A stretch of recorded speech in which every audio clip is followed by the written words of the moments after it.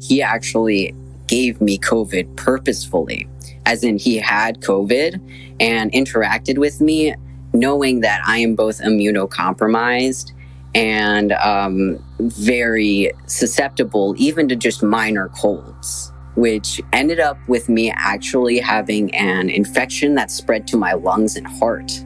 This is the Q Dropped podcast. Stories of relationships torn apart by QAnon.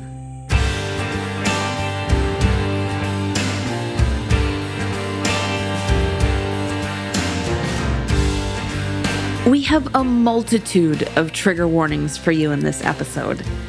You're going to hear about child abuse, neglect, extreme homophobia, including talk of conversion therapy. You're going to hear racism and mentions of suicide attempts. This is clearly going to be a tough story to tell.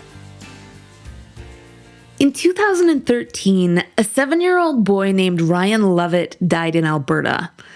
Lovett had suffered from a severe strep infection and meningitis.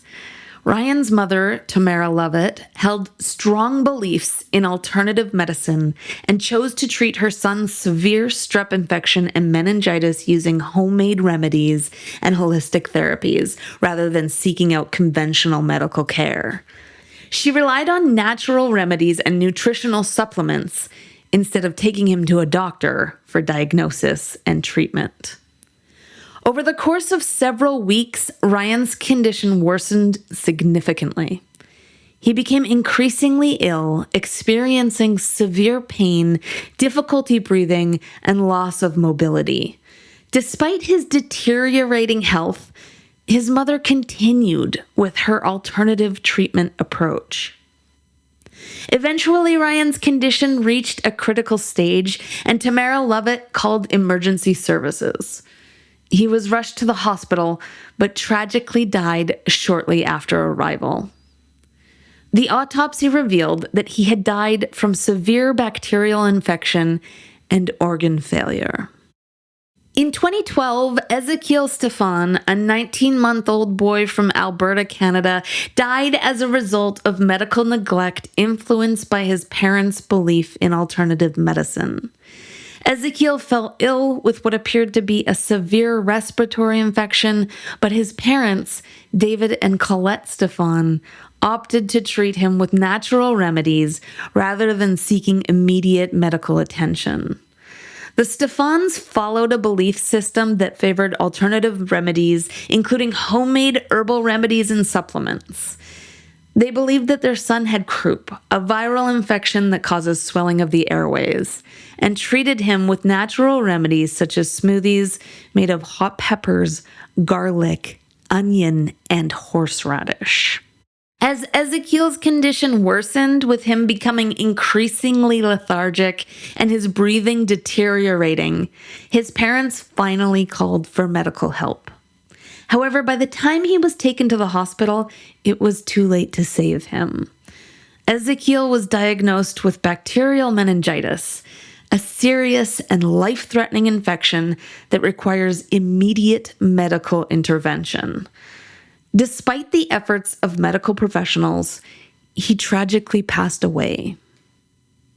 In 2008, 11-year-old Leilani Newman from Wisconsin, USA, died from undiagnosed and untreated diabetes. Leilani's parents, who strongly believed in faith healing and relied solely on prayer and religious rituals, chose not to seek medical help when she fell ill.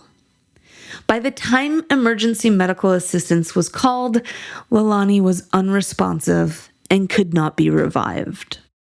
Michaela Solt was an 11-year-old girl from Ontario, Canada, who had acute lymphoblastic leukemia, a highly treatable form of cancer. In 2014, she and her parents decided to discontinue her chemotherapy treatments and instead pursue alternative therapies. The legal battle that followed involved conflicts between the rights of the child to receive medical treatment and the parents' beliefs. Tragically, Michaela passed away in 2015. I'm telling you these stories because our guest today, Luan, also had his medical needs neglected while he was growing up.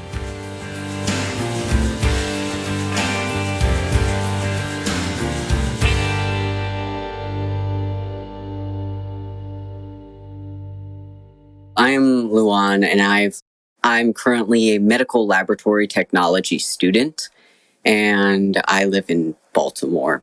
I am physically disabled, and it's been known since elementary school for me. I deal with severe enough scoliosis that it impacted my capability of walking, and later on was diagnosed with multiple different health conditions that impact my capability to stand and function as a normal human being, basically.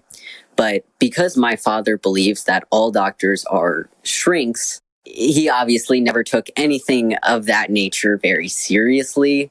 Luan's father began his descent down various conspiratorial rabbit holes long before Luan was born. As for normal childhood, my dad basically began talking about conspiracy theories. Well, he's done it all my life. However, it picked up more when I was 6 years old and just progressed even further as I got older. From his earliest memories, his father's conspiracy theories had a profound effect on Luan's childhood. So my parents have always been divorced, and I have two older siblings. My parents were divorced from a very young age for me, so I have never recalled a time of seeing both of them together, like in a room, for example. My mom had left my dad partially due to his conspiratorial, beliefs. One of my favorite questions to ask our guests is if they have any fun memories of their Q. Often we get a chuckle-worthy anecdote or something heartwarming. But Luan's answer just broke my heart. It's really funny because I cannot recall distinctly positive memories, but I was always known to be my father's child because it felt at that point in time when I was younger that he was sort of a lesser evil between my two parents. And so I would basically, in comparison to my mother, always was seen at my dad's hip. So it was always seemed like we had a very good relationship or got along extremely well. But there was not really any specific times where I could recall a distinctly positive memory with him or a time where I felt listened to, heard, or respected as like a human being. While Luan's father is not religious, he was raised in that culture. My father went to a Christian military school from elementary to high school. That definitely impacts how he is as a person. Luan's father was influenced by some questionable thinkers. In my childhood, he got into Ayn Rand, which I think is what led him deeper into conspiracy theories and sort of unhealthy beliefs. Ayn Rand was a Russian-American novelist, philosopher, and political thinker who was best known for developing a philosophy called objectivism, which emphasized individualism, rational self-interest, and laissez-faire capitalism. Rand's novels, such as The Fountainhead and Atlas Shrugged, gained popularity for their portrayal of strong, independent protagonists who championed individualism and clashed with collectivist societies or institutions. One of the most controversial aspects of Rand's philosophy was her emphasis on individualism. She argued that individuals have the right to pursue their own happiness and that society should not hinder their ambitions or redistribute their wealth. Rand viewed the pursuit of self-interest as a moral duty. She fiercely advocated for laissez-faire capitalism, opposing government intervention in the economy, including regulations, subsidies, and welfare programs. Rand believed that a free market was the only system consistent with individual rights and voluntary interactions. Rand's stance on ethical egoism generated controversy. She argued that individuals should act in their own self-interest, leading critics to accuse her of downplaying the importance of altruism and empathy. She believed in a minimal role for government, limited to protecting individual rights, enforcing contracts, and maintaining a legal system. Rand opposed government involvement in education, healthcare, and other services. Rand's criticism of collectivism, including socialism, communism, and altruism, also drew significant controversy. Some critics accused her of oversimplifying complex social issues and neglecting the needs of vulnerable individuals. Individuals like Luan. Luan's father would adopt Rand's opinions of healthcare, feeling that it was up to the individual. Sadly, as an individual, Luan's dad didn't believe kids could get sick at all. So he's super big into sports because he actually is a professional in many different types of sports. I think there's like 4 main ones. And he even graduated from like a sport academy with like full scholarship kind of deal. So for him, sports is always a very big part of his life. And so having a disabled child, not his cup of tea, very much against the notion that children can be sick in the first place, to the point where a lot of my childhood was being made to do sports that I physically should not have been doing at that point in time because it had negative repercussions, especially in the long term, on my body. Luan lived the first years of his life struggling with a condition that he didn't know he had. It wasn't until he needed emergency care that his family would find out his diagnosis. In 4th grade, I had to go to the ER at one point in time because I had gotten into an accident that revolved me needing a full body x-ray at a certain point in time. And due to this, that's when they found out that I had scoliosis and that it was extremely severe to the point it was compressing the nerves in my legs. And so I needed to be put into physical therapy at that point in time. And so every day after school, 4 days out of the week, I'd have to go to physical therapy after it. And my mom was always the one taking me to those appointments. It was never my dad because he didn't believe that. So I was supposed to be going there 5 days a week, the whole weekday. But the one day I saw my dad, which was Wednesdays, I was never allowed to go to those. So it was only 4 days a week instead of the 5 I was supposed to be getting. Luan's father's medical neglect affected his sisters too.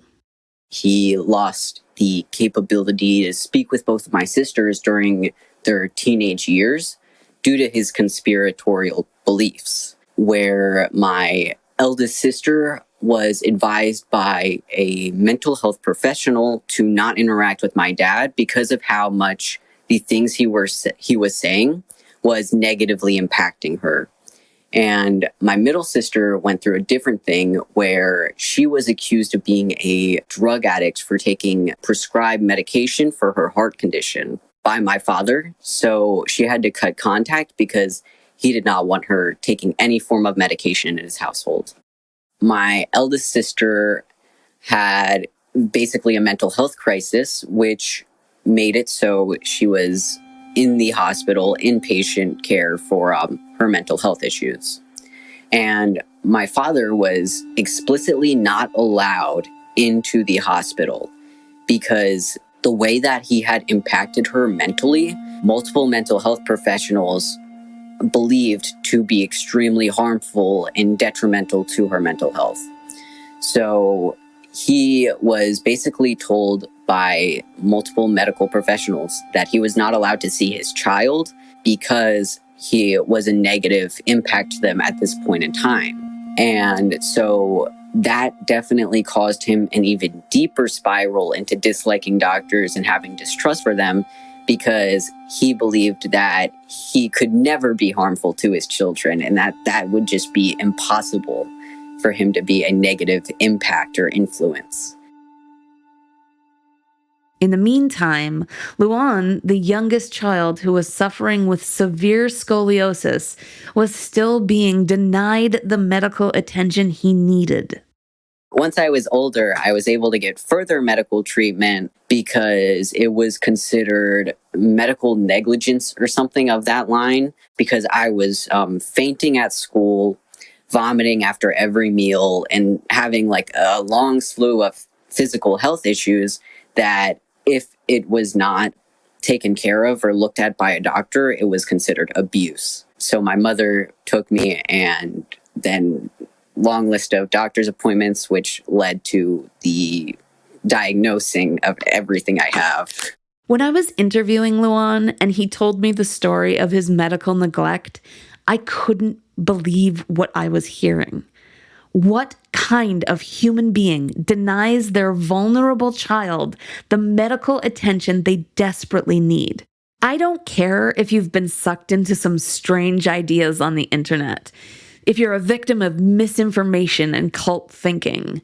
When you refuse to get your child the medical attention they need to live without pain and to learn to manage their conditions, you are not a victim anymore. You are a predator, and a dangerous one, and you should, without any shadow of a doubt, never be allowed to have any dependents, pets included, again. To this day, Luan's father refuses to use the healthcare system. He strongly believes that all medicine, all medical, everything is controlled by the government. Like, he is the type of person who believes the vaccine is both a poison and a microchip at the same time. Really gotta love the contradicting beliefs. I've heard some strange beliefs while doing this podcast, but Luan's dad had some of the weirdest, most unbelievable ideas. He currently believes that all scientists, especially physicists, are all able to make their own, universe that's just for the government to exploit other materials from, other worlds, I guess. But he also thinks that they're all, lying and scamming the good faith physicists, and, it's just technology that only the government wants, and they're deceiving all the good people, all the good scientists, which he doesn't even believe in science. I don't know why he believes there's good scientists in the first place. I'm pretty sure, from a Joe Rogan podcast or something, he probably saw that there was a physicist on and then just made up this bullshit in his head and was like, yep, this is real. This is actually what's happening. He was very big on dome Earth, where the Earth is flat and then there's a projection screen that is the sky. His conspiracy theories would eventually cost him money. The first thing he bought that I could definitively say was definitely a scam was this one book for $300. And at this point in time, we were living in poverty. This was before QAnon or the rise of more online MLM schemes and everything. And it was just this book that basically was I don't even know how to describe it because it was so outlandish, but it was very much trying to be oh yes, you have to do this to break out of the matrix. Doctors are shrinks, so on and so forth. And it was this whole book filled with just tons of conspiracy theories that he just ate up and was loving. We never had chores in my household because our house was so small that our apartment was so small that there was no need to, because any dishes, there was only 3 plates, so there was never really anything much to clean, and it never got dusty because every part of the room was being used. It just small location. But he was I remember I loved being paid for chores when I was a kid. So I guess his mentality was how can I make it so my children can get paid without doing work or anything? And so reading a chapter of that book, he would give you $5 for it. And there was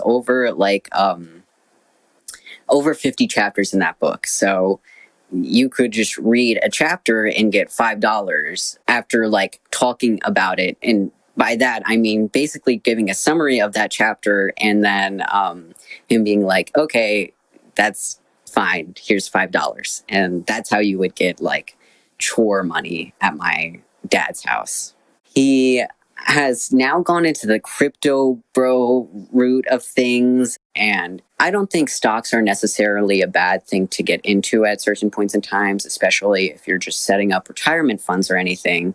It's totally understandable, but he does it in the like crypto bro, crypto cash currency, everything kind of way, where he's most definitely lost like thousands of dollars just investing into these bullshit schemes that are totally fake and scams. Like many Qs, Luan's dad had firmly planted his feet in white supremacist territory. He believes they are trying to eradicate white men.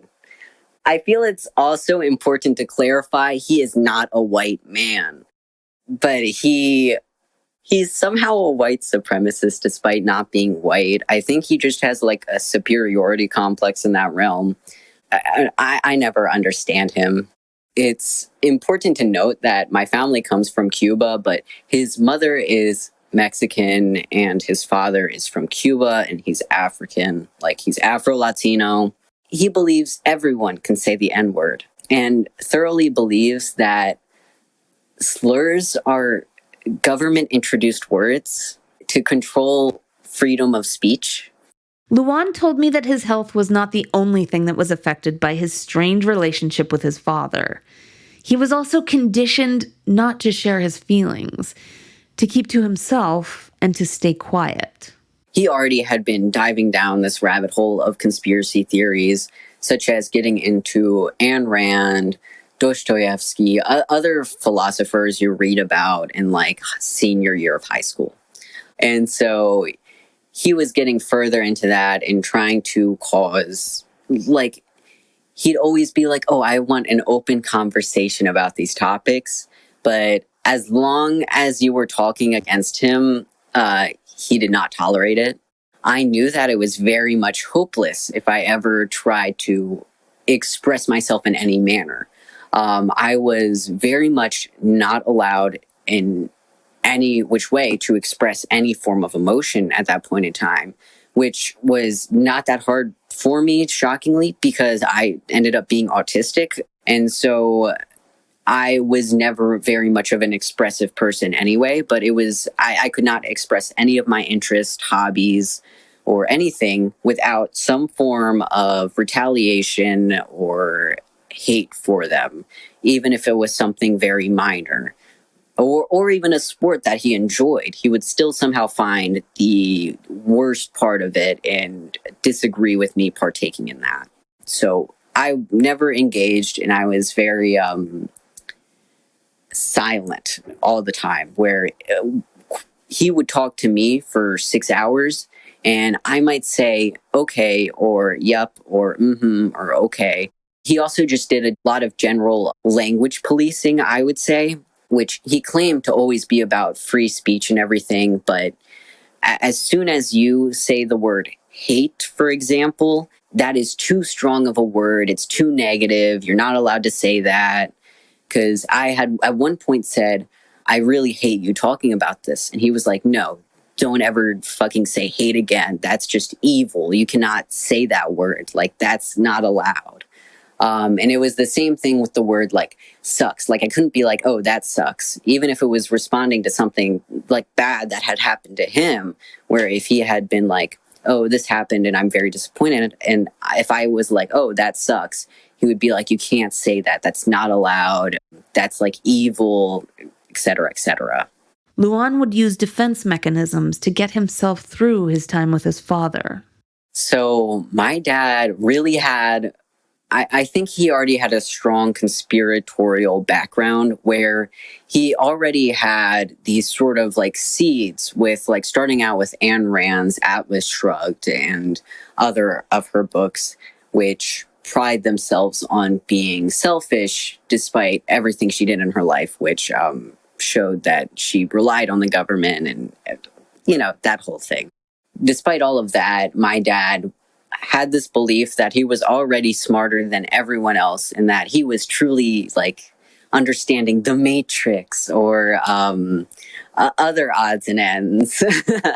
And he was shockingly around the time that Trump was about to be elected and like it was running for presidency, he was actually calming down quite a bit to the point where he was not.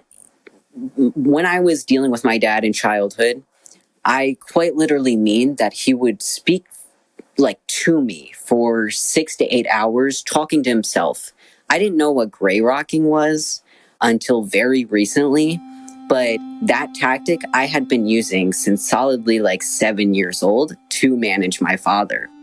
It is a method to act disengaged and not as responsive or reactive to whatever someone who is typically an abuser says, and usually acting disengaged and not reacting to what they are saying over time will make them less interested in spouting whatever they are saying and will calm them down to a considerable amount. So this method, and it includes like basically not replying or not speaking your own mind or anything.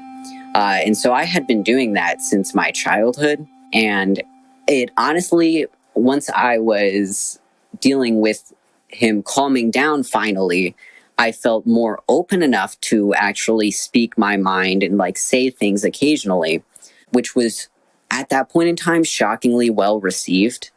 Even if it was just minor things, such as expressing interest in things like science, which shouldn't be something you have to hide from your father, but was something I could not be openly interested in.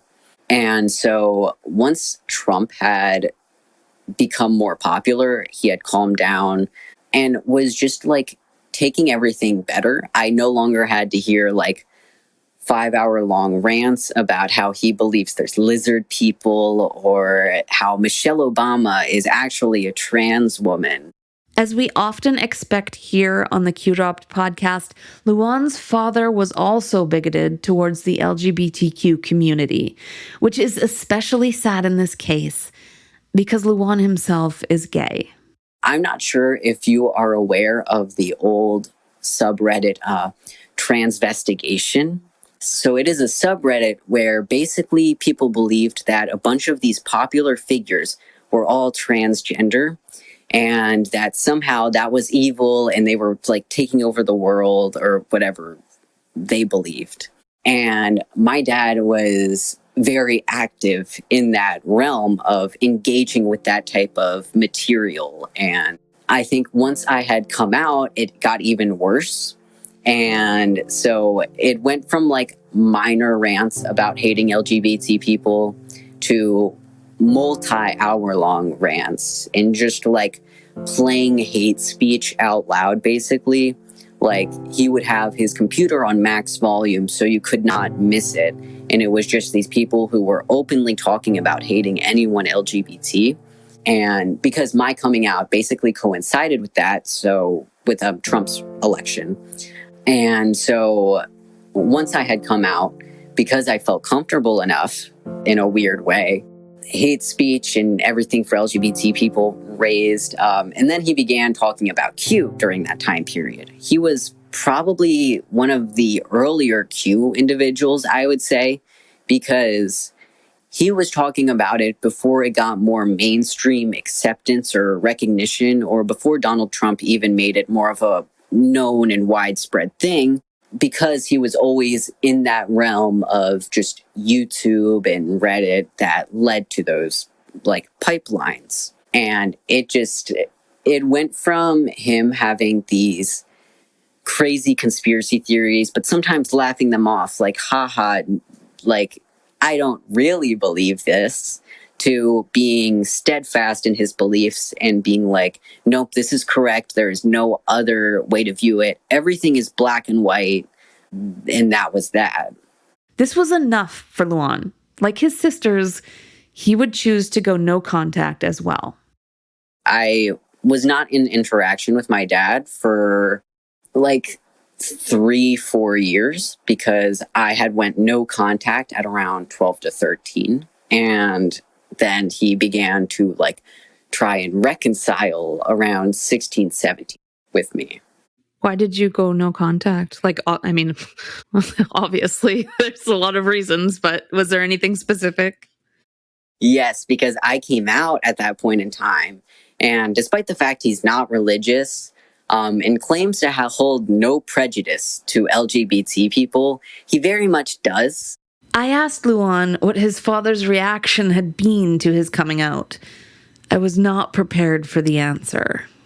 He first tried to send me to conversion therapy, which that was an experience itself. And it has to be pretty bad for when a conversion therapist agrees with me, the LGBT one, and not my father, which is what happened. And because of the therapist he had gotten, it was labeled as a Christian self-acceptance therapist, where you were trying to accept that you were, in fact, not a homosexual, and that isn't a part of who you are as a person.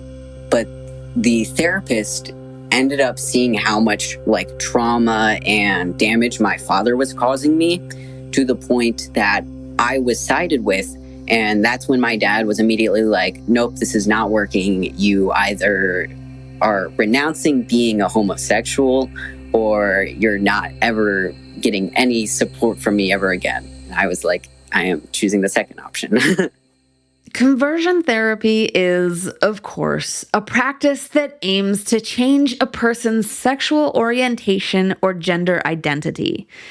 It's often rooted in religious beliefs that view same-sex attraction or transgender identities as morally wrong or a mental disorder. Conversion therapy has been promoted by certain religious institutions and leaders who seek to align individuals with their own interpretations of religious teachings. Conversion therapy is considered a form of psychological torture by those capable of rational thought, including the United Nations. It lacks scientific validity and effectiveness, causing psychological and emotional harm to individuals. It can lead to feelings of guilt, shame, and low self-esteem, with increased risks of depression, anxiety, and suicide. Conversion therapy perpetuates stigma and discrimination against LGBTQ individuals, straining family relationships and fostering hostile environments. It violates personal autonomy and self-expression by forcing individuals to deny their authentic selves. Some forms of conversion therapy involve physical interventions, resulting in physical harm and trauma. There is no other argument. Conversion therapy is every bit as much torture as waterboarding or the Iron Maiden. This is what psychopaths do to people, and has no place in a civilized society. Luan's father's heinous act of bigotry is unforgivable. Luan's sister went no contact with their father as well, and they both did so for similar reasons. Because she could not take medications with him because he did not like that being done in his household, which is just a very bad thing in general. My eldest sister had, from birth, she had heart complications. It just runs in the family. That's why even I have issues with that. And so she just needed these extra meds to help her body just retain whatever, I forget. And without it, she would go into these episodes where she'd be sleeping for 16, 18 to over 24 hours. So she'd just be asleep in this basically mini coma, besides sometimes being able to go to the bathroom in an actual bathroom. And it was just a terrible point in time for her. And obviously when you're like that, you cannot have your medicine restricted from you. It was just very bad. A similar reason is kind of what impacted going no contact for me, because at that point in time, I needed blood pressure medications to raise my blood pressure. I also needed other medications that were very vital for me to just exist in a day-to-day life. And so me and my dad going no contact felt weirdly mutual, because it wasn't like I came out and then was kicked out. It was very much I came out, him constantly just saying hate speech and everything, and trying to work through that with him for some reason, because I had the misguided hope that maybe he'd somehow change because it's now a part of his life, but never did, obviously. And then needing all of these medications and not receiving it. It was desperate for me at that point in time because my physical health was worsening and my mental health was worsening. So it was just something that needed to be taken care of. And so at some point, he said something that can be roughly translated to basically him wishing, how would I say that? It was the equivalent of him being like, you committing suicide would be better for your worth than being like a homosexual. And at that point in time was when I was like, okay, I guess it's time for me to just leave this area and just not deal with him. So I did. And that's when we officially went no contact. And I didn't even have to block him for him to not send texts or anything. It was very mutually just not speaking with one another for like 3, 4, 5 years, however long it was. So you went no contact, and then at 16, you said he tried to reconcile. Did that mean that he accepted that you were gay? No, not in the slightest. He had tried to say that he had shifted to a more optimistic mindset, wherein it was really him being like, as long as it makes you happy, and then going on a very long rant about how he still hates homosexuals, but he's not homophobic.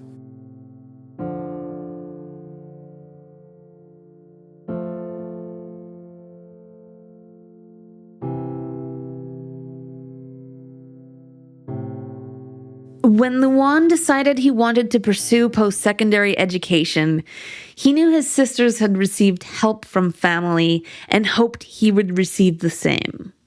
Unfortunately, though, that's when he realized his father wasn't the only bigot in the family. For a long period of time in their late teenage years, they went no contact, but because of both financial reasons and because of grandparents, basically, speaking with my father in a low contact manner is what they ended up having to resort to. Since, for example, like paying for college and everything for my elder siblings is taken care of by my grandparents. Are they taking care of yours too? No. My grandparents are very like starkly religious individuals, and having a homosexual in the family, not their cup of tea. I cannot begin to express to you how grateful I am that I got to sit down with Luan to hear the story of his conspiracy theorist dad, rather than hearing it from Luan's grandparents, because, quite frankly, they're just not my cup of tea. As if medical neglect, emotional abuse, and bigotry from your family while you're battling multiple medical conditions wasn't enough, Luan's father failed to see how the pandemic could cause his son even more suffering. He actually gave me COVID purposefully, as in he had COVID and interacted with me knowing that I am both immunocompromised and very susceptible even to just minor colds, which ended up with me actually having an infection that spread to my lungs and heart. That was really bad. Even though I was in the hospital for it for a short period of time, he just did not believe that he could have caused this in any realm. Like, he just didn't believe it was COVID in the first place. He believed that it was just like a normal cold because he was asymptomatic. So he was like distinctly believing that it was impossible for anyone to actually die or get ill of COVID. And he doesn't believe in anything COVID related in the first place, even when he tests positive. And like his father nearly died of COVID. So there's like multiple people in his life who have nearly died or have had long lasting repercussions from COVID. And he still does not believe that it is actually an issue. If not for the vaccines, I may not have had the opportunity to speak with Luan. I have been gotten the 2 initial vaccines and also got the booster. I got everything basically when it first came out because something about being 16, I didn't have to have both parents' consent or whatever. And I was also in the high risk category, so I got everything before everyone else. I know if I didn't have those vaccines, it would have been a lot worse for me in the first place, because already having a weak immune system, being immunocompromised, and just struggling with normal colds and sicknesses, I 100% believe if it was not for those vaccines, I likely would have died from COVID. And I nearly did die of COVID even then. I had to be put on a ventilator. I had to have the IV forms of whatever they give for COVID, and just so on and so forth. It was just a terrible experience. Dealing with my dad, just not believing that even was caused by COVID, is very irritating, to say the least.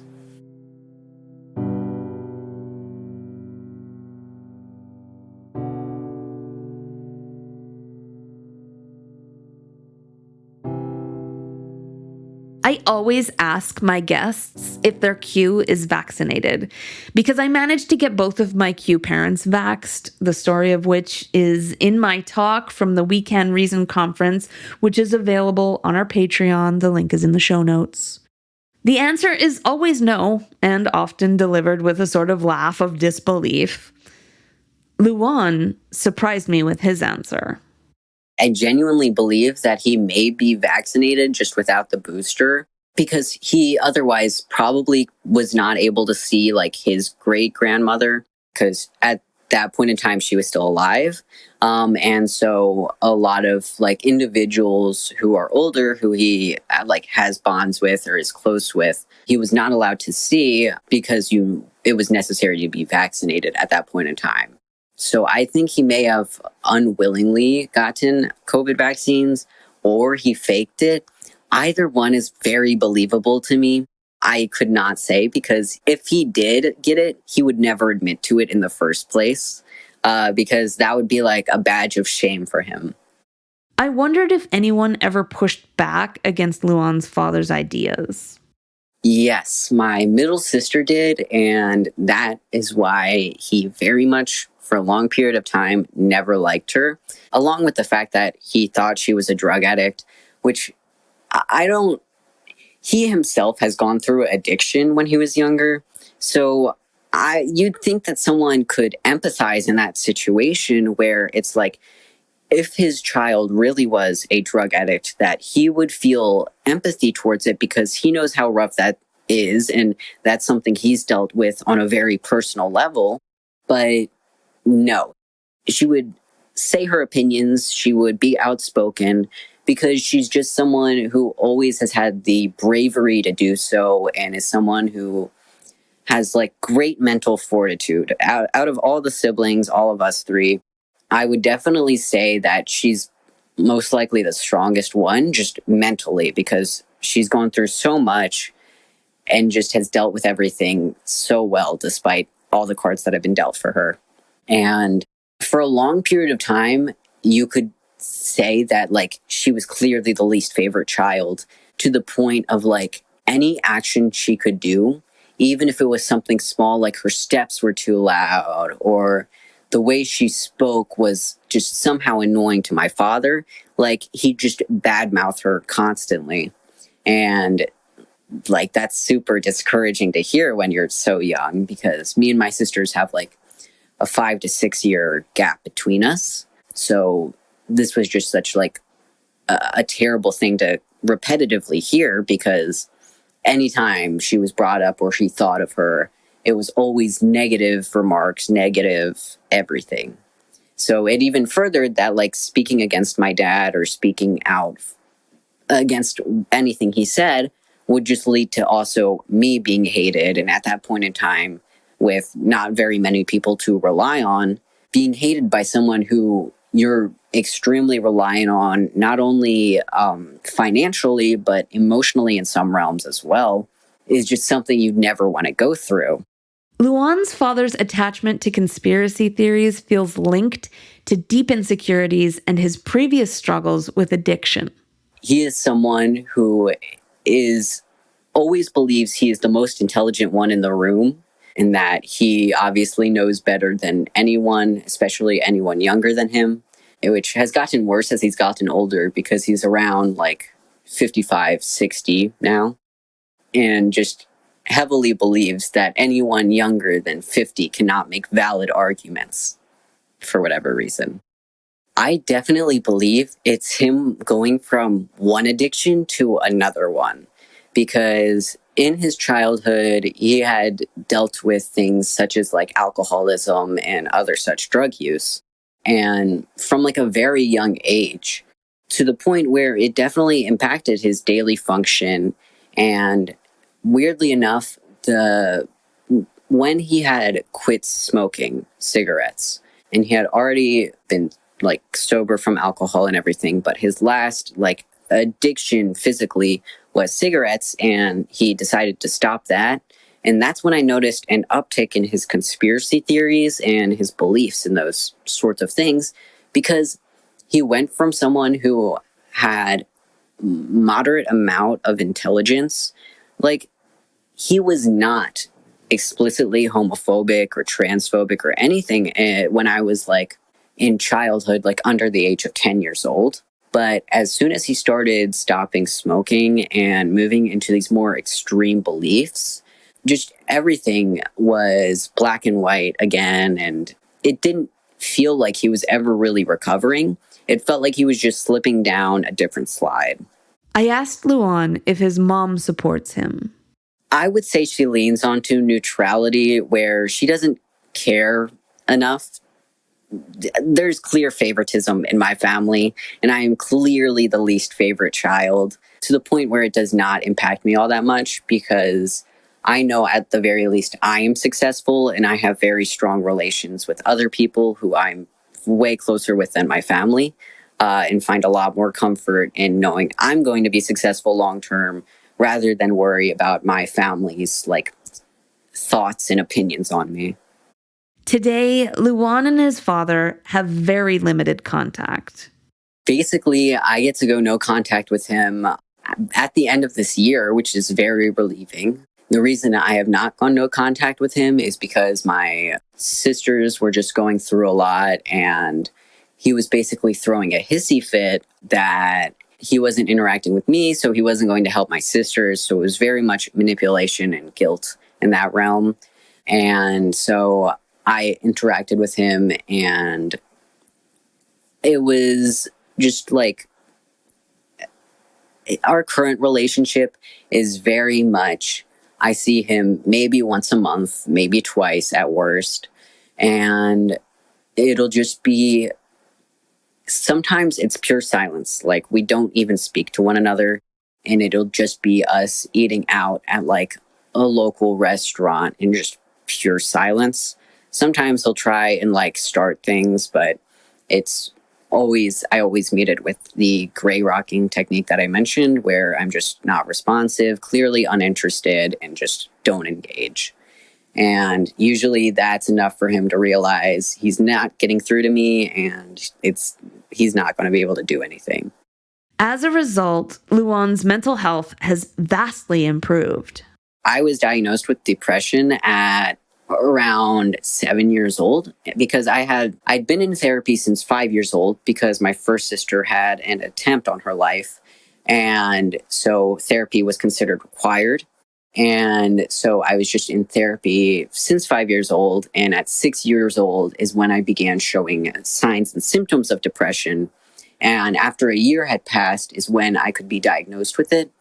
So I ended up being diagnosed with depression. And throughout all the years of like treatment I had gone through, I was considered to have had treatment-resistant depression, because they use a score to say how good your mental health is, basically. I forget what it's called. It's like the global functioning metric. I don't know. But basically, it's measuring how functional you are and how much your mental illness impacts your life, with like 0 being the absolute worst and 100 being like you are very mentally healthy. And I was put on a scale of 25, which is considered extremely low and extremely high risk for just like a ton of reasons, where it was not practicing any mental hygiene, not being able to be functional in a day-to-day basis, just completely struggling mentally. And once I went no contact with my father, my score, which at that point was a 35, so it was 10 points above, went from that 35 to 65. And then after getting more like intensive treatment, it's gone up to 80. So in comparison to how I was with my dad, where quite literally every single day that a Wednesday came by, I was like constantly dreadful. I was constantly like having these negative thoughts. I was extremely suicidal. And once he was gone from my life, and I was no contact, immediately did my mental health get better, and my treatment-resistant depression was no longer so treatment-resistant. I asked Luan how his mental health is today. Extremely good. Because I deal with my dad so infrequently now and have such a strong support system of people in my life, I'm never really to the extremes I was when I was younger. And because I know in like December is when I can officially go no contact with my father, and it's when I can really just focus on my own life and my own well-being. And I just know that it's just going to further improve after that point. So always good to look forward to. Despite little to no support from his family, Luan has had a lot of love around him. My support system is mainly when I was younger and when I had been first disowned, I had gone to a LGBT center in my area and just started to participate in their clubs that they offered. Because at this point in time, I was extremely antisocial, extremely because of my autism, I was extremely nonverbal for a vast majority of the time, where throughout the whole week, like per week, I would probably speak 10 minutes at maximum. And I just wanted to have people who I could comfortably be around, even if I wasn't speaking or wasn't engaging all too much, and who wouldn't mind that I wasn't speaking or wasn't engaging. And the LGBT group I went to was super great in that realm, because now I had a community, I had people around me who I could like comfortably talk to.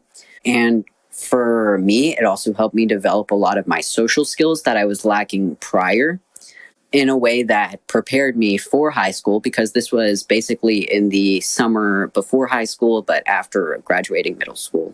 And just like, I met a lot of people from there that throughout all of these years have still stood by my side and have supported me through all the challenges I've gone through. And one of the people I met from there is actually who I will be staying with once I move out, because I really won the lottery on this one, where they just live in a mini mansion and have spare rooms. And we're just like, it's near your college, you can come over. And I was like, that's perfect. Are you sure? And the parents always refer to me as their adopted child, even if it's not legally. So they've been such a crutch for me, because anytime I've dealt with not having groceries at my house, because sometimes we'd just be tight on money and it'd be like 5 days until the next paycheck. So it'd be 5 days without food. And my friend would just be like, I'm going to come over and drop off groceries for you. Or like, I'm going to make sure that you have everything you need, which I just have always been extremely thankful for and recognize how lucky I am in that realm. And also having a boyfriend at this point in time who I've known since that time period, who I've known since, I guess, freshman year of high school, and have been dating for 1 year now. But he was always a very consistent and supportive crutch, where the only reason we didn't date prior is because I was like, until my mental health is stable, I'm not going to get into a relationship. It was in my mind a very immature option, because I wanted it to be at a point in time where I was stable and knew I could be functional and like a good supportive partner. And luckily, I, in the past year, have had that experience where I have been able to be very stable of an individual and dating someone who is just comfortable in general with dealing with all of my complications. Do you want to share the name of the group that you went to, and we could maybe ask for donations? Yeah, Pride Center of Baltimore is where I went. And I'm not sure if they're still doing it because due to COVID, a lot of things got shut down. And so a lot of the clubs that they did offer weren't offered, but they had like a ton of LGBT resources. They give like free HIV and AIDS testing. It's just a very good location. I have, of course, linked to that organization in the show notes, so go show them some love and donate if you can. Luan sees QAnon influences everywhere. Honestly, I thought that after COVID died down a bit, that all the QAnon stuff would stop ramping up as much or be as vocal and in your face.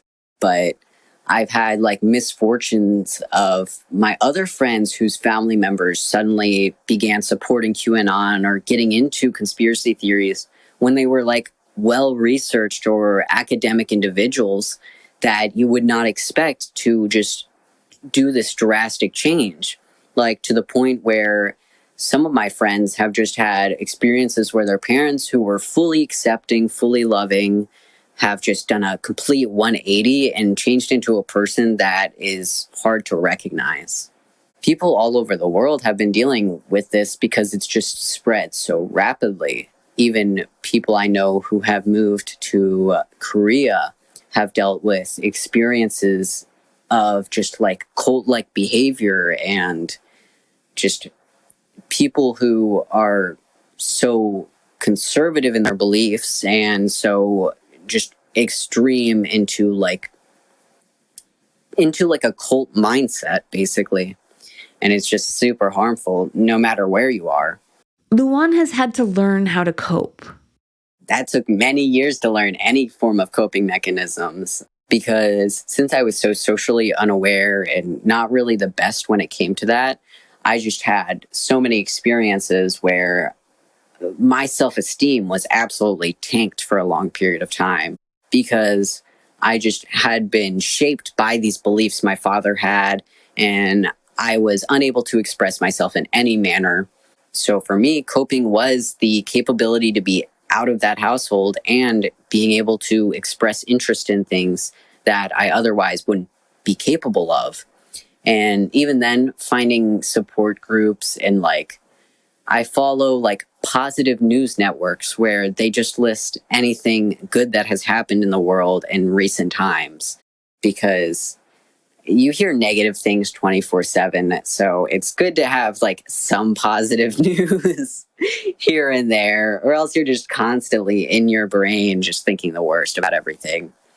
And definitely a lot of mindset shifts in my experience of just, I went from someone who was extremely pessimistic, where it was just like every day I was just constantly in the worst headspace possible, to being someone who is extremely, I wouldn't say extremely optimistic, but way more optimistic, way more hopeful for being able to achieve things and actually partake in things that I love and find value in. He says to put yourself first if you're struggling with a QAnon loved one. I know everyone's experience with just like having conspiracy theorist parents differs, but I genuinely believe the best thing you can do for yourself is just getting out of that situation, not even to go fully no contact if that's like something that's not in your capabilities, but like to just be out of that household and to have a life outside of your parents' conspiracy theories. It's just so important. I asked Luan where he hoped to be in 10 years. Man, do I just hope to not be in America. I'd quite literally take anywhere else at this point in time, but I'm hoping, well, let's see, after I get my associates, which is a 2-year course, an ideal to get a bachelor's, and my basic courses will be covered, so that'd be like 3 years, so that's already 5 years of just schooling, which I love for myself. And hopefully I'll just make enough money with what I have to be able to immigrate to another location and to be out, because I'm really not close with any of my family members. So I hope in 10 years I'm just out of America and in a better place doing what I love.